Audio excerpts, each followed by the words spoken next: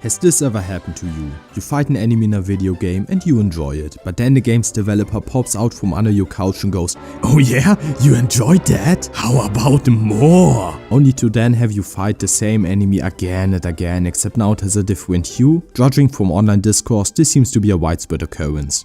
What? Palette swapping an enemy used to be something done because of technical limitations, and making a recolored enemy requires very little effort. All that might be true, and to this day Miyamoto is my sleep paralysis demon, but that doesn't mean that there aren't reasons to use reskinned enemies besides being a lazy bum. And that's what today's video is about. This game reskins enemies does not suffice as a point of criticism.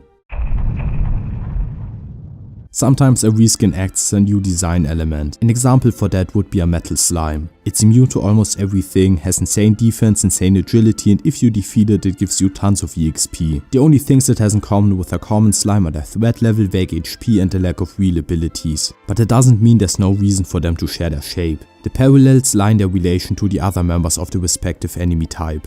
A slime as the basic building block for all enemies fulfills the same role as any slime reskin for their respective type. So when you later see the metal version of an enemy that you already know, then you can immediately estimate what it's capable of, just based on your knowledge of the original. The metal enemy is going to have the aforementioned traits that set a metal slime apart from a regular one. And you can presume it's going to have three things in common with the base form: their threat level, their vague HP, and the defining abilities or lack thereof. So sometimes the reason for a new design element to look similar to an old one is in order to intuitively convey certain similarities. What's a little more nuanced, however, are the reskins that act as the same design element. Now what do I mean by that? In a lot of games, the same design element just means the same thing. But that is because Mario doesn't gain levels. Regardless of what world you're on, the interactions between him and a Koopa stay the same. In RPGs, however, which are inherently numbers-based games, there's a phenomenon where certain design elements like the metal slimes are interesting and unique, but they only work in the context of a certain player strength. So if at any point in the game the devs want metal slimes to appear in another dungeon, since they understand that scaling enemies suck, they'd have to make a stronger version. And voila, that's how Metal King slimes are made.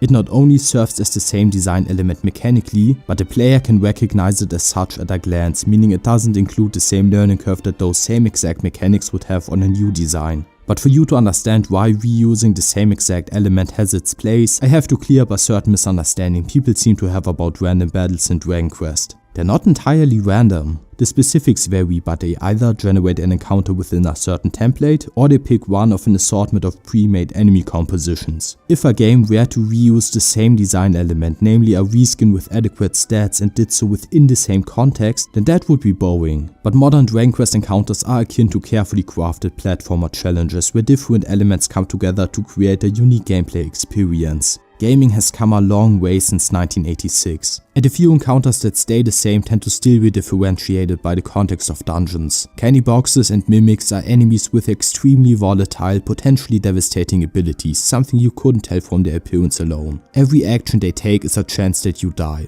You can fill in for yourself how an early game candy box at the start of a short dungeon feels different from a mimic near the end of a 1-hour dungeon crawl.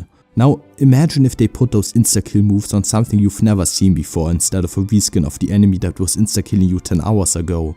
That sounds awful. And speaking of which, this is as good a time as any to ramble about story events. The same mentality that leads people to start pointing whenever they spot a reskinned enemy is what leads people to label Dragon Quest XI's reskinned story events as lazy or stolen.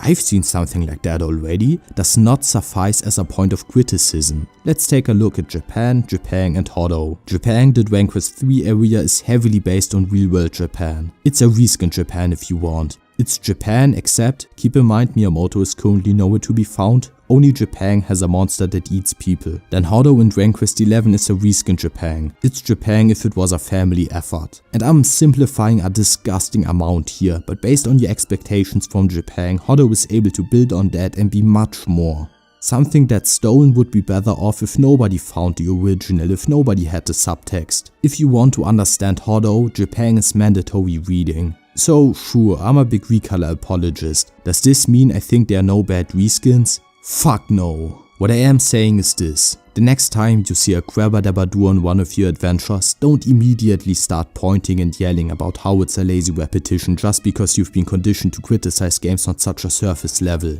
Engage with the crab. Try and experience it with an open mind.